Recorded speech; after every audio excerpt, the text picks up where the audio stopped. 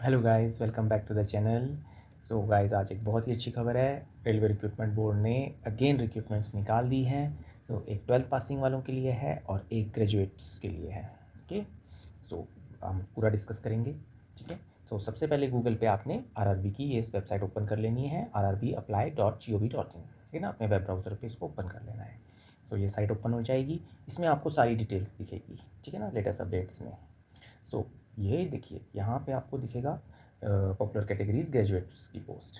Okay, तो ये जो ग्रेजुएट्स हैं उनके लिए, और ये अंडर ग्रेजुएट्स के लिए है उसके साथ ही। ठीक है ना, तो ये आपने डिफरेंस जरूर ध्यान देना है कि दोनों में डिफरेंस है। ठीक है, एक इसका नोटिफिकेशन नंबर है, वो याद रखना है आपने, 6/2025। ठीक है ना, ग्रेजुएशन पोस्ट के लिए है।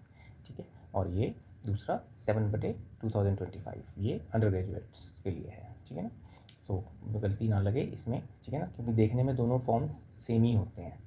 ठीक है, भरने में सेम लगेंगे आपको बिल्कुल। ठीक है ना, तो इसीलिए जो आपकी कैटेगरी है उसी में अप्लाई करना है। सो अप्लाई का बटन दबाते ही आगे आपको लॉगिन का पेज आ जाएगा। ठीक है ना, लॉगिन विद आधार भी हो सकता है, आधार कार्ड के थ्रू भी लॉगिन है। ठीक है ना, and login with RRB account details के थ्रू भी है। ठीक है, तो जो है आपके पास उससे हो जाएगा। आप फ्रेश हैं तो क्रिएट एन अकाउंट भी कर सकते हैं, कभी पहले नहीं किया अप्लाई तो। ठीक है ना, फर्स्ट टाइम आप रेलवे में अप्लाई कर रहे हैं तो क्रिएट एन अकाउंट करना पड़ेगा। तो साइन इन का ऑप्शन विद जो आधार वाला है, उसमें आप मोबाइल नंबर टाइप करके ओटीपी जनरेट करके फिर लॉगिन कर सकते हैं। ठीक है ना, लॉगिन विद आरआरबी क्रेडेंशियल में मोबाइल नंबर, ईमेल आईडी और पासवर्ड के साथ कर लो। ठीक है ना, क्रिएट करना है, न्यू अकाउंट फ्रेश करना है तो फिर फ्रेश पे क्लिक कर दो, क्रिएट पे। ठीक है, तो हो जाएगा। एक नोटिफिकेशन आता है इसका कि 2024-25 में अगर आपने किया है तो दोबारा करने की ज़रूरत नहीं है। ठीक है ना, ओल्ड आईडी पासवर्ड्स अगर आपके पास हैं तो वो तो हो ही जाएगा। अगर भूल गए आप तो फिर आप फॉरगेट कर सकते हैं। ठीक है ना, फॉरगेट पासवर्ड पे क्लिक करके दोबारा मेल आ जाएगी, उससे आप नया पासवर्ड बना सकते हो, लिंक आ जाता है। ठीक है, तो क्रिएट एन अकाउंट में आपने क्या करना है, सबसे पहले नेशनैलिटी भर लो। सबसे पहले नेशनैलिटी के बाद सेकंड देन फुल नेम भर देना अपना। फुल नेम में आपने एक साथ टाइप कर देना है फुल नेम आपने। ठीक है ना, फर्स्ट नेम जैसे यहाँ पे, साथ ही सेकंड पार्ट, थर्ड पार्ट भी। ठीक है ना, अलग अलग से नहीं लिखना, जैसे कई कॉलम अलग अलग होते हैं, first name, middle name, last name अलग अलग होते हैं, वो नहीं करना, एक साथ ही लिख देना है। और दो दो बार है सारे। ठीक है ना, डेट ऑफ बर्थ है 2 बार, जेंडर है 2 बार, फादर नेम भी 2 बार, मदर नेम भी 2 बार टाइप कर देना है। ठीक है, ईमेल आईडी जो आपका चल रहा है, वर्किंग है, वो वाला, मोबाइल नंबर भी जो वर्किंग है वो वाला। ठीक है ना, वो आपने टाइप कर देना है यहाँ पे, और ओटीपी जनरेट कर देना है दोनों के, तो सो दैट कि दोनों वेरीफाई हो जाए। ठीक है ना, दोनों को ओटीपी नंबर डाल के वेरीफिकेशन कर लेनी है। ठीक है ना, दोनों रजिस्टर हो जाएंगे अच्छे से। एंड देन उसके बाद आपने पासवर्ड्स क्रिएट कर लेने हैं। ठीक है ना, आपने जो भी स्पेशल एक करेक्टर लिखा हुआ है, कैपिटल लेटर, स्मॉल लेटर्स वगैरह लगा के, स्पेशल कैरेक्टर नंबर लगा के। ठीक है, देन कैप्चा लगा के कंफर्म करना है। बट एक स्टेप है बीच में, वो है वेरिफिकेशन थ्रू आधार वाला, वो भी आप कर लो। ठीक है ना, आधार भी वेरीफाइड हो जाएगा यहाँ से। ठीक है, तो आधार नंबर डाल के ओटीपी जनरेट करके वेरीफाई कर लो। ठीक है ना, कंफर्म दबा के, तो ये भी ईजी है। तो यहाँ से प्रीव्यू दिखेगा, सारे दोबारा चेक होंगे और सबमिट कर देना है बस। तो आपको ईमेल भी आ जाएगी रजिस्ट्रेशन की। आईडी पासवर्ड आपने लिख के रख लेना है अपने पास। ठीक है ना, किसी सेफ जगह पे, कि आपका के लिए वो कई बार याद नहीं रहते, फिर दोबारा खोलना होता है अकाउंट तो वो खुलता नहीं है फिर, है ना, कई बार सर्वर डाउन है, कुछ है, तो वो सारी दिक्कत ना आए। जैसे ही आपके आईडी पासवर्ड बने उसी टाइम आप लिख के रख लो कहीं पे। ठीक है ना, मोबाइल में फ़ोटो क्लिक करके रख लो। ठीक है ना, तो जो चीज़ें हैं, नया नोट्स बना के रख लो इसके। ठीक है ना, ये आपने हमेशा याद रखना है कि इमीडिएट ही वो सेव करने हैं। ठीक है ना, चलो अब नेक्स्ट बात करते हैं नेक्स्ट स्टेप की। अब ये हो गया है, अब आपको नेक्स्ट इन्फॉर्मेशन बताता हूँ। नेक्स्ट इन्फॉर्मेशन जो इससे भी ज़्यादा ज़रूरी है, वो है इसके बारे में जानना और ज़्यादा, कि इसकी आगे रिक्वायरमेंट्स क्या होंगी। ठीक है, तो इसके लिए फैक्ट दिया हुआ है, फ्रिक्वेंटली आस्क्ड क्वेश्चंस। ठीक है ना, तो वो यहाँ पे इस 6/2025 के हैं, यहाँ पे 7/2025 के हैं, मैंने आपको बताया था अभी पीछे। ठीक है ना, तो ये ग्रेजुएशन लेवल की है, अंडर ग्रेजुएट लेवल की है, पूरी इसकी डिटेल्स आएंगी। तो फ्रीक्वेंटली आस्क्ड क्वेश्चन खुलेंगे। ठीक है ना, तो इस एप्लीकेशन की क्या क्या रिक्वायरमेंट्स होंगी, क्या क्या होगा, आपके दिमाग में जितने भी सवाल हैं वो सारे यहाँ पे आंसर दिए हैं उन्होंने। तो हिंदी लैंग्वेज में भी है, इंग्लिश में भी है, आपके लिए बहुत ईजी किया हुआ है। ठीक है ना, तो कब मॉडिफाई कर सकते हैं अपनी एप्लीकेशन को। ठीक है ना, दोबारा सबमिट होने के बाद विद मॉडिफिकेशन फ़ीस 250 लगेगी। ठीक है ना, एंड इससे रिलेटेड सारी जो भी इन्फॉर्मेशन है आपने एक बार पढ़ लेनी है, क्योंकि मैं बताऊँगा तो इस टाइम बहुत देरी हो जाएगी, लंबी हो जाएगी वीडियो, ठीक है ना।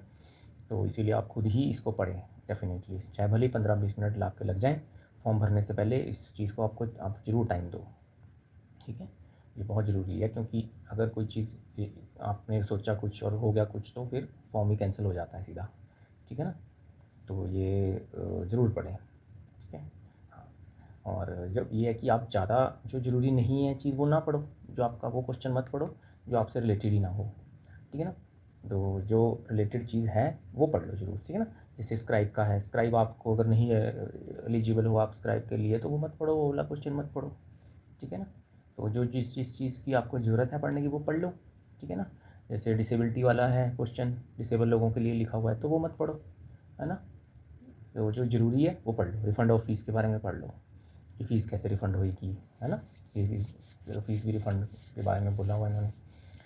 तो लाइक ऐसी इन्फॉर्मेशन सारी पढ़ लो एक बार, ठीक है ना। उससे क्या होगा, आपका फॉर्म भरते हो आपको कॉन्फिडेंस आ जाएगा कि हाँ आपको पता है सारा पहले से, ठीक है ना। देन मैं आपको अब नेक्स्ट लेके चलता हूँ। नेक्स्ट साइट है जो इनकी rrbchennai.gov.in, ठीक है ना। ये भी रेलवे रिक्रूटमेंट बोर्ड की साइट है। इस पर भी वो यही सारी इन्फॉर्मेशन तो होती है वैसे, ठीक है ना। यहाँ से नोटिफिकेशन वगैरह खुल जाता है जो हम अभी डिस्कस कर रहे थे।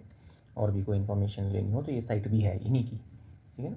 गवर्नमेंट की ही साइट है ये भी, तो इसमें भी इन्फॉर्मेशन होती है। आप चाहें तो इससे भी कुछ और एक्स्ट्रा इन्फॉर्मेशन ले सकते हैं।